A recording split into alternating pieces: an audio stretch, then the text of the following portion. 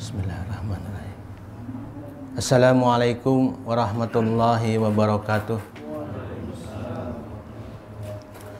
Innal hamdalillah nahmaduhu wa nasta'inuhu wa nastaghfiruh wa na'udzu billahi min sururi anfusina wa min sayyiati a'malina. May yahdihillahu fala mudhillalah wa may yudlil fala hadiyalah. Asyhadu an la ilaha illallah wahdahu la syarikalah wa asyhadu anna Muhammadan abduhu wa rasuluh. Allahumma salli ala Muhammad wa ala ali Muhammad kama sallaita ala Ibrahim wa ala ali Ibrahim wa barik ala Muhammad wa ala ali Muhammad kama barakta ala Ibrahim wa ala ali Ibrahim innaka Hamidum Majid. Ya ayyuhalladzina amanu taqullaha haqqa tuqatih wa la tamutunna illa wa antum muslimun. Ya ayyuhan nasu taqu rabbakumullahu alladzi khalaqakum min nafsin wahidah wa khalaqa minha zawjaha wa bassa minhuma rijalan katsiran wa nisaa'a wattaqullaha alladzi tasaaluna bihi wal arham innallaha kana 'alaikum raqiba. Ya ayyuhalladzina amanu taqullaha wa qulu qawlan sadida yuslih lakum a'malakum wa yaghfir lakum junubakum wallahu ghafurur rahim.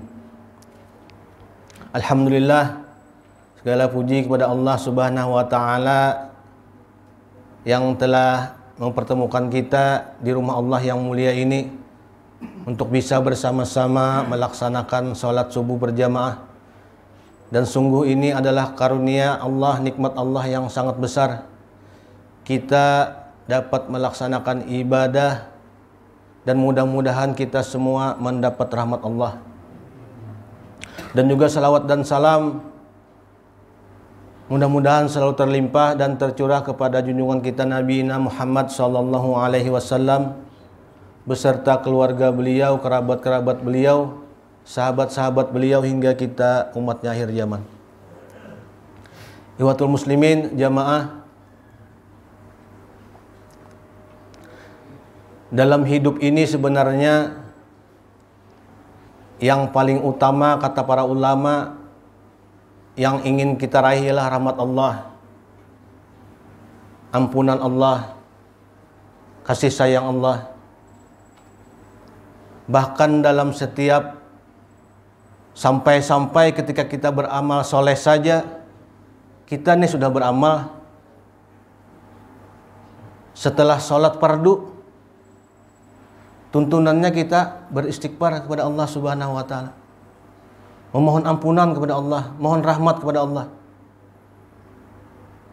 Bayangkan setelah beramal, apalagi dalam kehidupan sehari-hari yang kita ini penuh hilap dosa. Jadi kuncinya mudah-mudahan kita semua dapat rahmat Allah, ampunan Allah, dan itulah kata para ulama orang-orang yang muflihun, orang-orang yang beruntung, orang-orang yang sukses.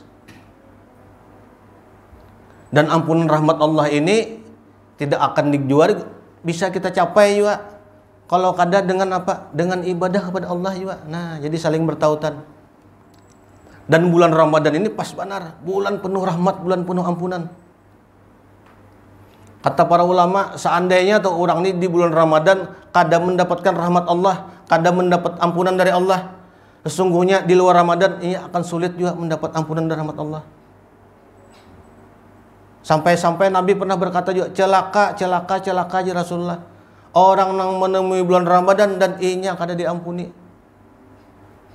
Karena Ramadan ini bulan penuh rahmat, Allah Maha kasih sayang. Saking sayangnya Allah lawan hambanya nih, bayangkan ya Allah. Di hadis sahih itu di Bukhari dan Muslim, lebih sayang kepada Allah, Allah ini lebih sayang kepada kita ya Nabi, daripada seorang ibu yang kehilangan anaknya. Dan setelah mendapatkan anaknya, apakah mungkin seorang ibu itu akan melemparkan anaknya aja? Apakah mungkin Allah akan melemparkan kita ke neraka? Kada mau, kada pernah, kada mungkin. Kecuali yang enggan beribadah kepada Allah. Semua ini pasti diampuni oleh Allah.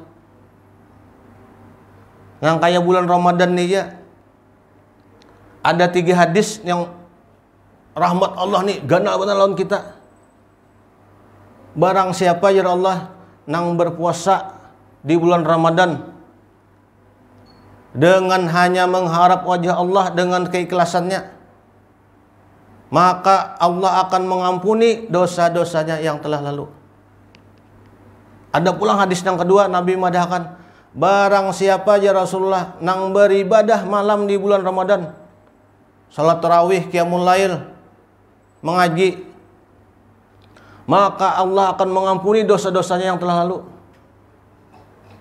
Ada pula hadis yang ketiga, barang siapa ya Rasulullah nang beribadah pada malam Lailatul Qadar, maka Allah akan mengampuni dosa-dosa yang telah lalu. Mengampuni terus nih rumusnya nih. Jadi rugi benar kita nih bila bulan Ramadan kada mendapat ampunan dari Allah, sungguh celakanya Nabi.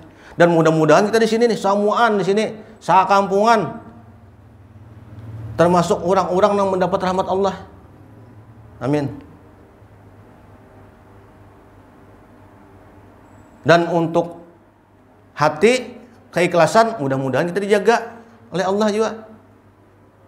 Hati kita nih, kan di hadis itu kan imanan wahtisaban.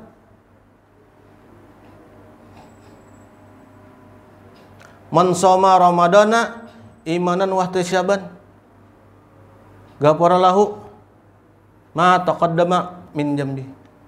Di hadis itu kan barang siapa nih yang beribadah, berpuasa bulan Ramadan dengan iman nih dan keikhlasan. Nah, keikhlasan ini mudah-mudahan kita semua nih, hati kita nih dijaga terus oleh Allah kan. Bila dua itu tercapai sudah, insya Allah nih kita ini termasuk orang-orang yang diampuni.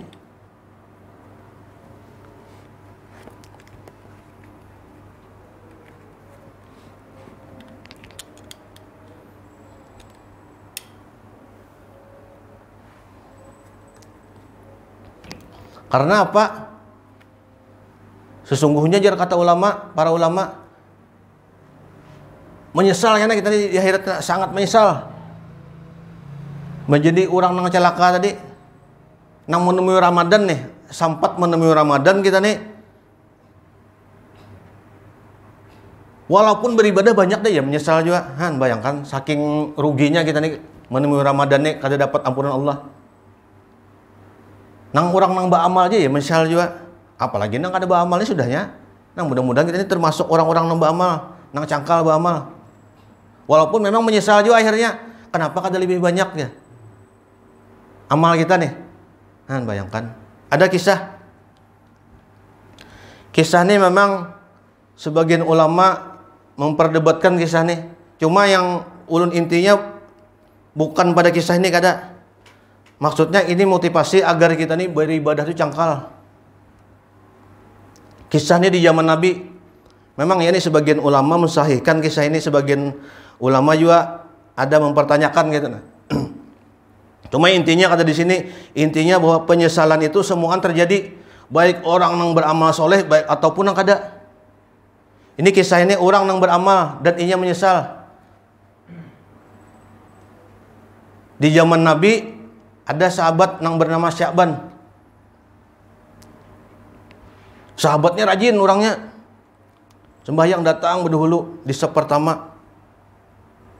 Karena tiap kalian tuh Nabi memperhatikan terus. Suatu saat orang tuh kada terlihat lagi. Nang sahabat bengaran Sya'ban nih, rumahnya jauh. Sehari kada terlihat. Esoknya kada terlihat pulang berjamaah. Sampai 3 hari Rasulullah bertanya lawan sahabat yang lain, itu kawan kita Sya'ban tuh kada terlihat. Apakah mungkin terjadi sesuatu padanya? Adakah yang tahu rumahnya? Rumah sahabat kita nih. Jadi ada sahabat lain, ada Rasulullah.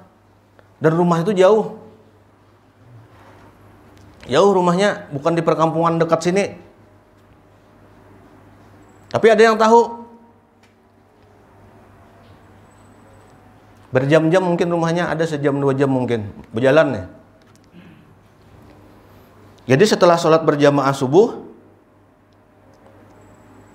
Telah selesai kan zikir pagi apa semuaan, sholat suruh.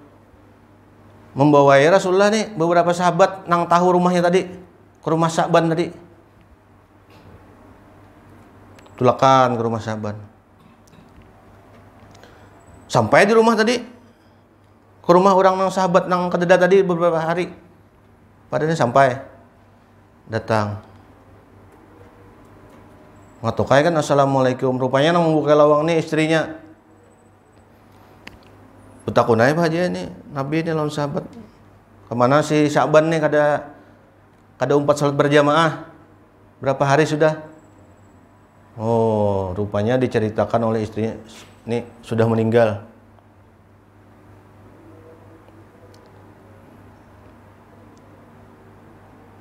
Jadi poinnya di sini kenapa aja bininya nih yang hendak ulun pertanyakan nih. Laki lu nih waktu sakaratul maut inya tuh menyesali dan mengucapkan aduh ya Allah. 3 pertanyaan jar bininya. Nang saya bingung ya Rasulullah. Kenapa ini terjadi pada suami saya? Yang pertama dia mengucapkan aduh kenapa tidak lebih jauh. Nang kedua dia mengucapkan aduh kenapa tidak lebih baru. Nang ketiga dia mengucapkan aduh kenapa tidak lebih banyak. Wahai Rasulullah apa ini maknanya?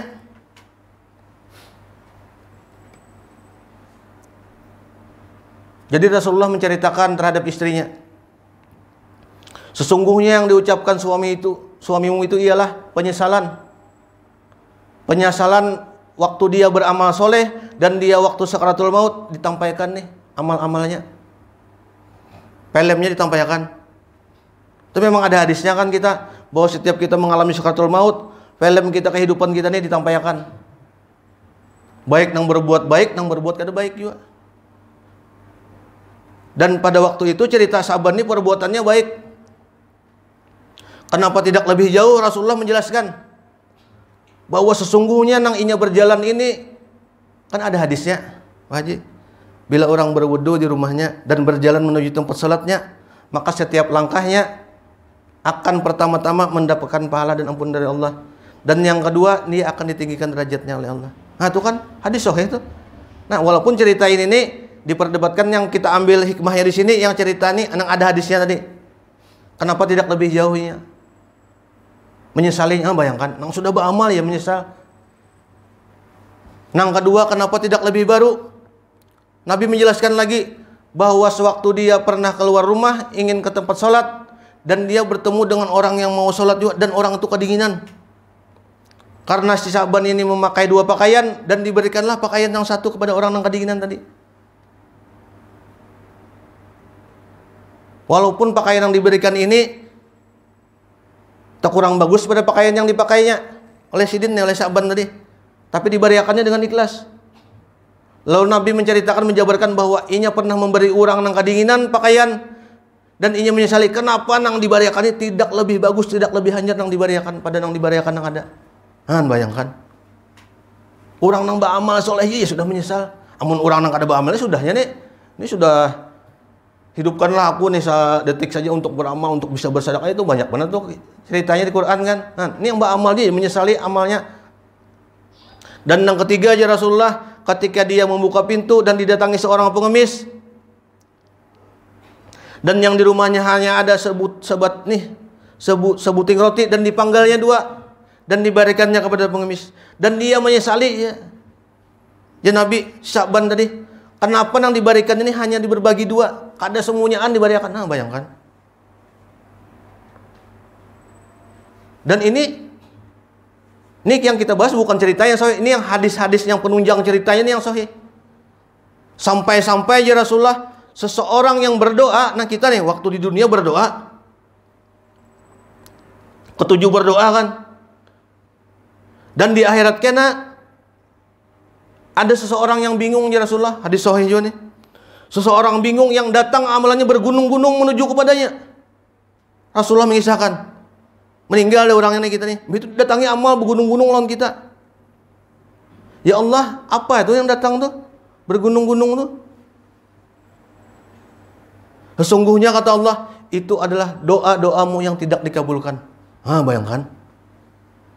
Kan fitrahnya kita di dunia ini berdoa pasti ingin dikabulkan. Ingin dikabulkan di dunia. Walaupun sebagian ulama menafsirkan kan setiap orang berdoa tuh pasti akan dikabulkan.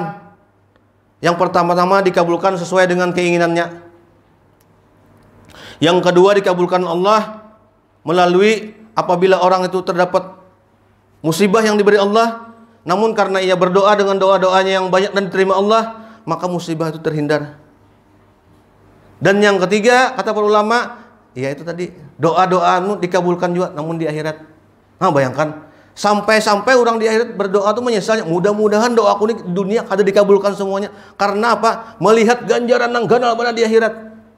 Bayangkan. Padahal fitrah kita kan pasti menginginkan setiap berdoa diterima Allah langsung di dunia doa kita. Itu sudah fitrah, itu kada apa-apa, itu wajar aja. Karena memang ada hadisnya itu juga. Doa itu bisa dikabulkan di dunia sesuai keinginan kita. Namun setelah di akhirat kita menyesal kita. Lebih baik kada usah dikabulkan doa di dunia. Karena apa? Ganjaran di akhirat sangat ganal. Bayangkan. Sampai-sampai pernah Umar bin Khattab berkata, sesungguhnya kata Umar, yang aku takutkan tuh bukan doaku tidak dikabulkan. Tapi yang aku takutkan, kata Umar bin Khattab, aku tidak dapat hidayah untuk selalu berdoa kepada Allah. Maksudnya nih kada berdapat hidayah untuk selalu beramal gitu bayangkan, saking ganalnya fadilah di akhirat. Dan selaras juga bahwa Allah nih ganal benar rahmatnya juga, ampunannya ganal benar. Diceritakan di hadis tadi kan ada kisah seorang ibu, kata Rasulullah, pernah kehilangan anaknya waktu di zaman perang. Pernah kehilangan anaknya dan ibu ini abut mencari anaknya. Ibu ini seorang tawanan perang. Setelah beberapa saat kemudian, ibu tersebut dapat nih anaknya nih, dapat. Anaknya yang disayangin abut mencari dapat. Lalu Rasulullah mengatakan lagi, mungkinkah seorang ibu yang mendapatkan anak nang bahagia tadi akan melemparkan anaknya ke jurang? Ada mungkin loh Pardan? Iya, nang kehilangan aja abut mencari dan dapat tuh bahagia banget. Sesungguhnya ajar Allah, ajar Rasulullah, ajar Nabi ini mengisahkan bahwa Allah lebih sayang daripada seorang ibu yang kehilangan anaknya itu. Lawan kita nih. Bayangkan. Saking tingginya rahmat Allah nih. Dan Allah tuh apabila mendengar orang yang meminta ampun ya Nabi, lebih bahagia daripada seseorang yang kehilangan untanya di padang pasir. Kehilangan untanya dan kehilangan perbekalannya. Ada kisah loh Pak Haji. Orang yang berjalan di gurun pasir dengan perbekalannya dan untanya. Padat kisahnya. Orang itu taguring di bawah pohon. Hadis sahih juga nih, Nabi mengisahkan taguring di bawah pohon. Tertidur nih, ada sadar lagi nih bahwa perbekalannya dan untanya nih setelah bangun hilang di padang gurun pasir nang kadada orang nang sunyi hilang. Jadi pikiran nih pasti logika kita nih berpikiran nih karena hilang nih, perbekalan hilang, unta hilang nih, sarana untuk menunjang perjalanan sorangan aja lagi pasti lo, ya Allah nih hidup juga lagi nih. Dan orang tuh bersedih aja Nabi sampai terguring pulang, tertidur pulang nih di tempatnya guring tadi. Dan setelah bangun nih badannya, ya Nabi setelah bangun bajilah orang itu mendapatkan kembali untanya dan perbekalannya. Kayak apa saking bahagia banget tuh pacangan kada ada umur lagi dan nih pacangan sudah kada ada orang yang menolong, kada ada apa-apa. Dan terbangun kembali lagi seperti semula untanya dan perbekalannya. Dan saking girangnya ya Rasulullah, orang itu berkata, wahai Allah, terima kasih, engkau adalah hambaku, aku adalah Tuhanmu. Terpaling. Dan ini sahih nih cerita nih, Nabi menceritakan. Dan Allah kada sangit. Itu kan padahal itu perkataan yang kada bagus gitu nah. Tapi Allah memaklumi karenanya kebahagiaannya. Yang poinnya di sini menceritakan bahwa rahmat Allah ini ganal benar. Dan Allah bahagia apabila kita mendengar kita meminta ampun, dengar kita beristighfar. Kan kayak di hadis ini juga, barang siapa yang duduk bermajelis di majelis dan dia tidak ada perkataan-perkataan kecuali perkataan nasihat untuk mengingatkan kepada Allah, maka Allah akan menurunkan rahmat. Nah kan rahmat nih, ampunan kepada orang-orang ini, kita yang duduk nih, Insya Allah dapat rahmat Allah, dapat ampunan Allah. Malaikat mencatat ya Nabi. Siapa-siapa si fulan. Dan Allah menanyakan, wahai malaikat, siapa nih si fulan. Walaupun ya Rasulullah, Allah tuh mengetahui. Daripada aja Allah menakuni itu untuk membanggakan bahwa nih nah si fulan dicatat ngarannya. Dan orangnya akan dapat rahmat ya Nabi, diampuni oleh Allah. Nah. Kan kuncinya kita cari rahmat Allah semua, ampunan Allah semua. Sama yang 3 hadis tadi kan. Yang 3 hadis bulan puasa tadi. Man shoma ramadana imanan wa ihtisaban ghafara lahu ya Nabi. Nah.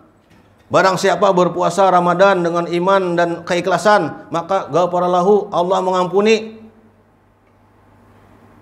Begitu pulang, man shoma qoma ramadana, itu barang siapa yang beribadah malam Ramadan imanan wa ihtisaban ghafara lahu, nah Allah mengampuni pulang. Begitu pulang hadis yang ketiga, man qoma Lailatul Qadri, barang siapa yang beribadah pada malam Lailatul Qadar imanan wa ihtisaban ghafara lahu, Allah mengampuni terus. Kuncinya minta ampunan, diampuni Allah semua nih bila ibadah kita. Dia rugi benar nih Ramadan nih kita kada mohon ampunan Allah. Setidak-tidaknya dirancaki istighfar. Setidak-tidaknya nih.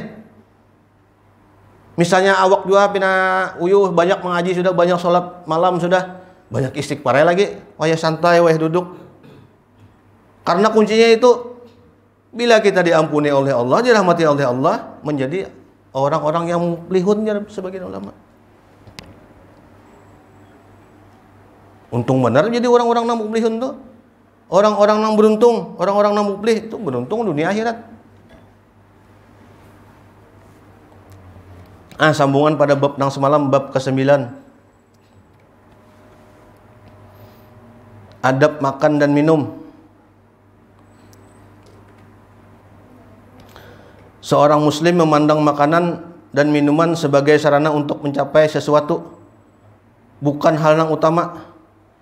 Maka makan dan minum hanya untuk menjaga kesehatan tubuhnya, dan dengan ia daripada itu dapat beribadah kepada Allah. Nah, beribadah kepada Allah kita. Dan dengan ibadah itu kita layak mendapatkan kebahagiaan dan rahmat Allah di akhirat. Nah, memang kita, Nabi pernah berkata juga, orang-orang yang dimasukkan ke surga ini tidak lain hanya kecuali dengan rahmat Allah. Sampian bang Nabi para sahabat, iya ya Nabi, karena rahmat Allah juga. Tapi pula kebalikannya, rahmat Allah ini kada turun juga. Kalau kita kada beribadah, ta'abud menghamba kepada Allah juga, kada mau Allah memberi rahmat Allah juga. Kalau kita kada melaksanakan syariat Allah juga, kada mau Allah mengampuni juga. Kita aja pada cinta lawan Allah, mun Allah menurunkan nih, menyuruh kita beribadah, kita kada menggubris, kada kawa. Hanya kita, perasaan kita aja yang cinta, kada mau Allah mencintai. Pernah datang sebagian orang, wahai Rasulullah, kami ini cinta lawan engkau dan Allah. Turun ayat.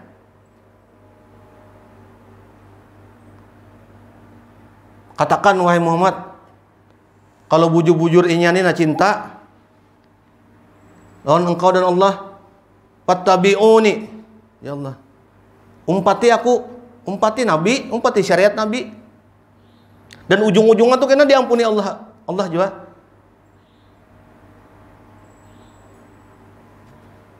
Qul, jadi ayat tuh, qul in kuntum tuhibbunallah fattabi'uni yuhibbukumullah wa yaghfir lakum junubakum wallahu ghafurur rahim.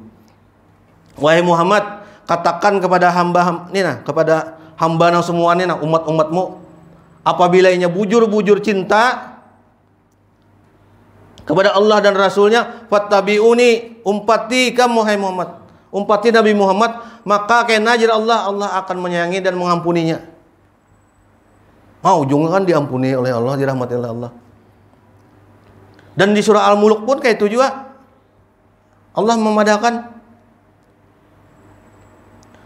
allazi khalaqal mauta wal hayata liyabluwakum ayyukum ahsanu amala wa huwal azizul ghafur. Nah, sesungguhnya Allah ini maha besar pengampunannya. Dikatakan di situ ujar Allah, nih sesungguhnya Allah menciptakan nih kehidupan nih, kematian atau kebaikan atau keburukan, dan ini hanya ujian bagi kita. Siapa yang paling bagus amalnya? Nah, itu kan kita bila beramal nih untuk mengharap ridha Allah, ampunan dari Allah. Wa huwal azizul ghafur. Nah, intinya kita mendapatkan rahmat Allah yang kita cari, ampunan Allah. Tapi tadi kan mau Allah memberi kita ampunan, rahmat, ujuk-ujuk saka itu aja. Mun kita kada beribadah menghamba lawan Allah kada mau juga. Jadi korelasi ini harus bersambung juga. Dan tuntunan hidupnya ya ada cara-caranya, ya umpati Nabi Muhammad. Nah, ini sambungannya pulang. Adab-adab tadi. Adab-adab makan dan minum. Dikatakan di sini yang pertama ialah hendaknya kita mencari makanan dan minuman yang thayyib, baik dengan mengusahakannya dari cara yang halal lagi bersih dari noda yang haram, dari subhat, sebagaimana Allah berfirman, a'udzubillahi minasyaitonir rajim, ya ayyuhalladzina amanu kulu minat thayyibat ma razaqnakum. Hai orang-orang yang beriman, kata Allah, makanlah dari rezeki yang baik yang kami berikan kepadamu. Al-Baqarah 172. Dalam hadis lain Nabi berkata, sesungguhnya ya Rasulullah, ada 4 kejadian apabila orang itu makan maka ghafarallahu, orang itu akan diampuni. Nah, bayangkan, imbah makan diampuni. Yang pertama kata Rasulullah, yang dimakan tersebut ialah dari cara yang halal dan yang dimakan halal. Cara mendapatkannya halal, yang barang yang dimakan halal. Yang kedua ya Rasulullah, dimakan bersama-sama. Yang ketiga kata Rasulullah, dia mengawali makannya dengan bismillah, dan yang keempat dia mengakhiri makannya dengan alhamdulillah. Maka ghafarallahu, akan diampuni orang. Nah, bayang orang makan tadi ya diampuni. Bila 4 cara ini sudah terpenuhi. Makanya disunahkan tuh kan makan tuh paling kada berdua. Lebih baik lagi ya bersama serumahan makan. Yang pertama ya dapatnya dengan cara yang halal, yang dimakan halal. Itu sudah jelas dah kita tuh. Lawan diawali dengan bismillah kan, dan diakhiri dengan alhamdulillah. Maka ghafarallahu ya Nabi. Nah, Allah mengampuninya.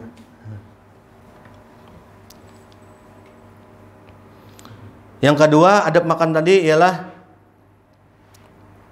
hendaknya niat makan dan minum hanya untuk menguatkan diri dalam beribadah kepada Allah. Nah, mudah-mudahan kita nih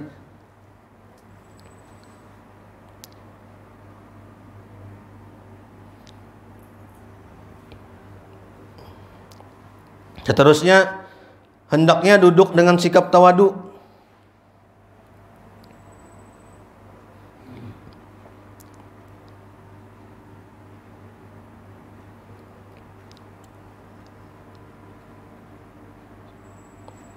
Dalam hadis Nabi menjelaskan, aku tidak akan makan sambil bersender. Oh, bayangkan, makan sambil bersender aja ada caranya. Bahwa Nabi melarang makan sambil bersender di dinding atau di kursi yang ada senderannya. Jadi mun kawa ada kursi senderannya tuh jangan disenderakan. Dan setelah diteliti, ini memang apabila makan sambil bersender itu sama makanan itu kurang tercerna. Ulun pernah membaca makanan itu kurang tercerna di lambung, lambat dicernanya. Hadis sahih ini diriwayatkan Bukhari. Nah, bayangkan, aku tidak akan makan sambil bersender ya Nabi, karena aku adalah seorang hamba. Aku akan makan sebagaimana seorang hamba sahaya makan, dan aku duduk sebagaimana hamba sahaya duduk. Yang selanjutnya, hendaklah ridha dan menerima makanan yang ada, tidak menjelek-jelekannya. Jika tidak suka, ia tidak memakannya, namun dia tidak mencelanya. Nah, di hadis Abu Daud pun dikisahkan, Rasulullah tidak pernah mencela makanannya. Jika beliau menyukainya, maka beliau memakannya, dan jika beliau membencinya, tidak menyukainya, kadang 7, maka beliau cuma meninggalkannya aja. Kada berkomentar macam-macam.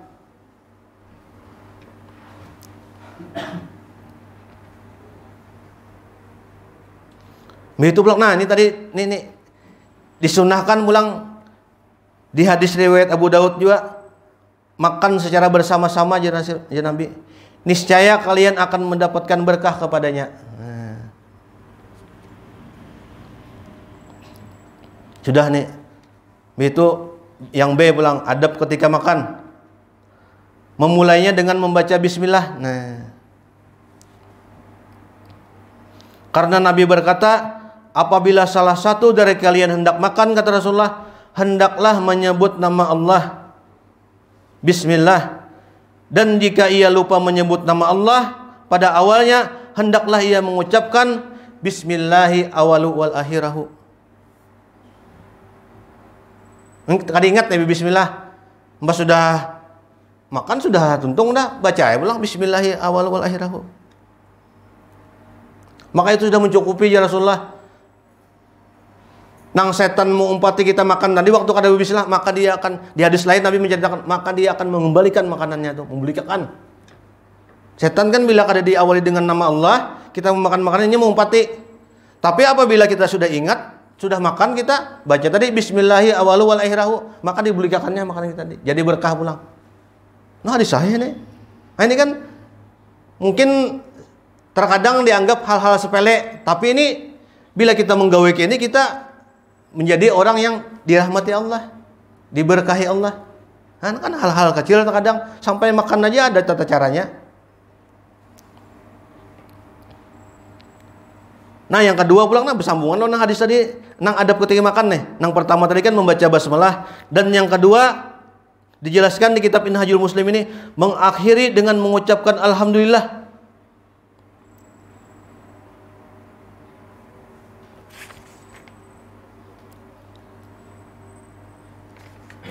Karena di sini Rasul berkata di kitab ini 382. Hadis diriwayatkan Bukhari dan Muslim. Barang siapa selesai memakan suatu makanan lalu dia mengucapkan alhamdulillah, segala puji kepada Allah yang telah memberiku makanan ini dan menganugerahkannya kepadaku tanpa daya dan kekuatan dariku, maka ghafarallahu ma taqaddama min jambi. Bayangkan, sama nih hadisnya lawan yang Ramadan, menemui Ramadan tadi. Maka ajar Nabi, niscaya Allah akan mengampuni dosa-dosanya yang telah lalu. Bayangkan, perkara kecil aja terkadang nih. Tapi insya Allah ini kita sudah menggawe nih. Cuma nih karena diberi ini motivasi jadinya makin cangkal gitu jadinya, walaupun perkara-perkara kecil dianggapkan. Niscaya Allah akan mengampuni dosa-dosanya yang telah lalu. Ghafarallahu ma taqaddama min jambi. Hadis sahih ini 382, diriwayatkan Bukhari dan Muslim. Bayangkan. Sesuai lawan hadis yang pertama tadi kan. Nang bilang 4 keadaan ini kan kadus 4 keadaan, 2 keadaannya malah. 2 keadaannya barang siapa nang makan mengawali dengan bismillah dan diakhiri dengan alhamdulillah. Ghafarallahu ma taqaddama min jambi. Maka Allah akan mengampuni dosa-dosanya yang telah lalu. Bayangkan. Mudah-mudahan nih tegawi terus kita nih, walaupun terkadang di perkara-perkara yang ringan, nih, tapi padilahnya benar. Dan yang ketiga, hendaklah ia mengunyah makanan dengan baik dan membersihkannya setelah makan. Dikisahkan di sini di hadis sahih juga, apabila salah seorang makan ya Rasulullah, makan suatu makanan, maka janganlah ia langsung mengelap jari-jarinya dan hendaklah ia menjilatinya bila makan betangan kita. Bayangkan, kan terkadang bisa hal yang ringan aja disuruh membersihkan dulu kita.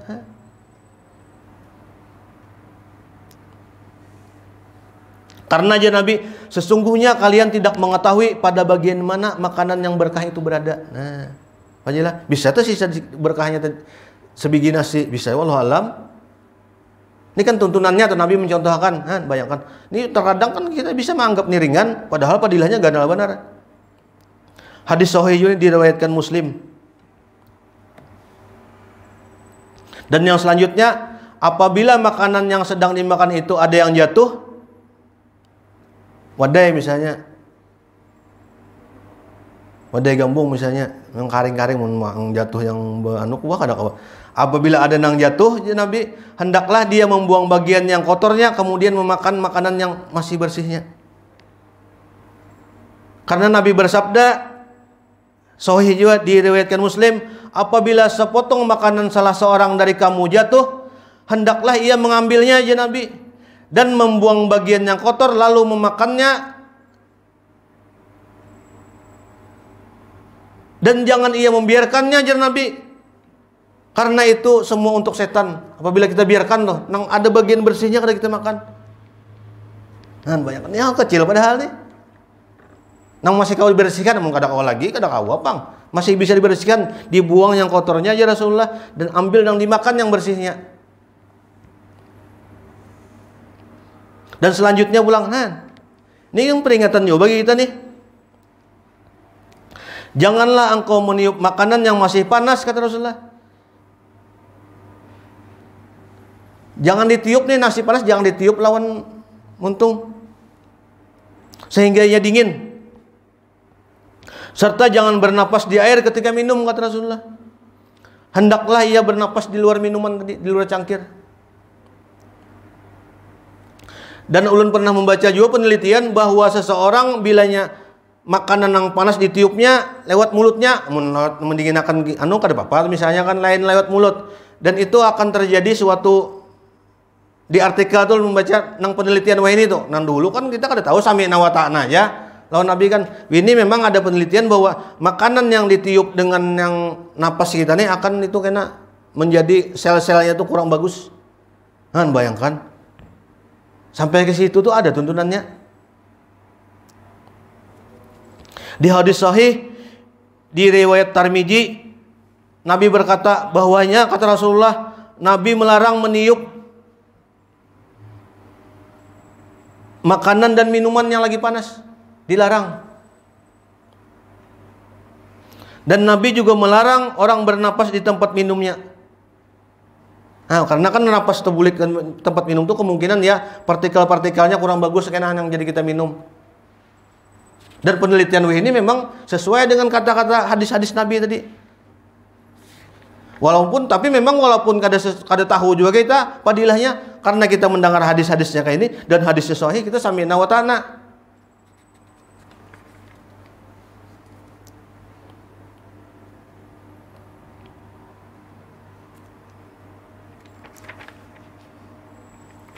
Dan selanjutnya pulang, di kitab dijelaskan di Minhajul Muslim ini, hendaklah kita menyuguhkan makanan atau minuman apabila kita bermajelis nih kepada orang yang lebih tua di anggota majelis yang ada. Yang tatuha dulu. Nah kan memang adab-adab kita, alhamdulillah kita nih di Banjar nih kayak itu biasanya. Kemudian mengedarkannya dimulai dari yang paling kanan. Nah, kanan dulu.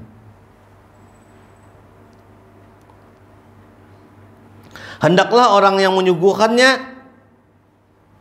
dia menjadi orang yang paling belakang menerima minuman atau makanannya. Nah, tukang bagi nih biasanya memang penduduk.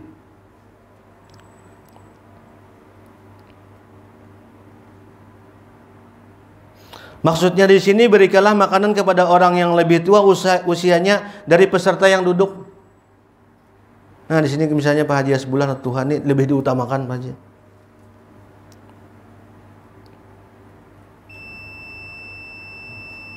Alhamdulillah.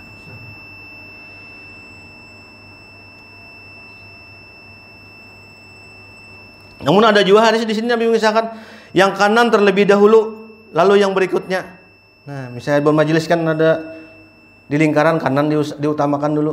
Minta izin lah orang lebih tua dulu tapinya. Nah, Pak Haji, yang kanan dulu.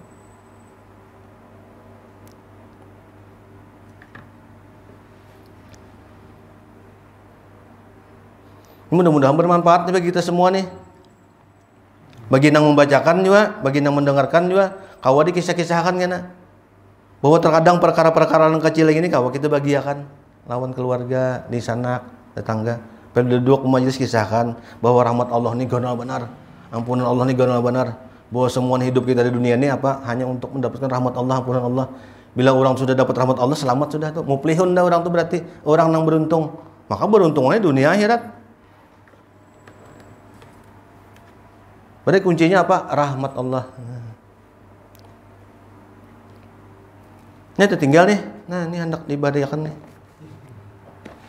Apa yang pertanyaannya yang mana aja?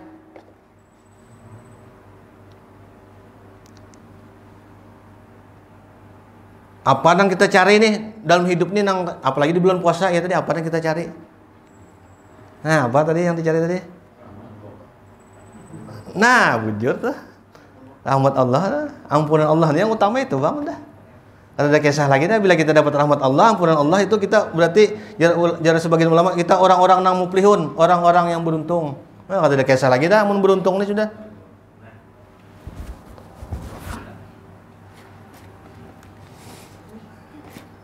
Nah, ini Quran tolong dibaca.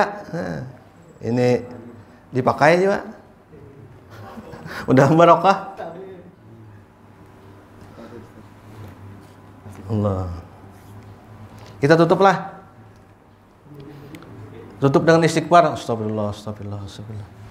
Subhanakallahumma wa bihamdika asyhadu an la ilaha illa anta astaghfiruka wa atubu ilaik. Assalamualaikum warahmatullahi wabarakatuh.